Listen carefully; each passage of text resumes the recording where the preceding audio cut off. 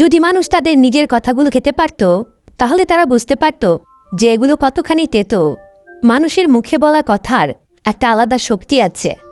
কখনো কখনো আমরা রাগে, অভিমানে বা অবহেলায় এমন কিছু বলে ফেলি যা শুনতে অন্যের জন্য খুব কষ্টকর হয়ে যায়, অথচ আমরা সেটা বোঝার চেষ্টা করি না কখনো। কিন্তু ভাবুন তো, যদি একদিন সত্যি আমাদের নিজেদের বলা কথাগুলো খেতে হতো, তাহলে কেমন লাগতো? মিষ্টি বা ভদ্রভাবে বলা কথা হয়তোবা সুস্বাদু লাগতো, কিন্তু কটূক্তি, অপমান বা কষ্ট দেওয়ার মতো কথা হলে সেটা হয়তো একেবারেই স্বাদে তেতো আর গিলতেও কষ্ট হতো।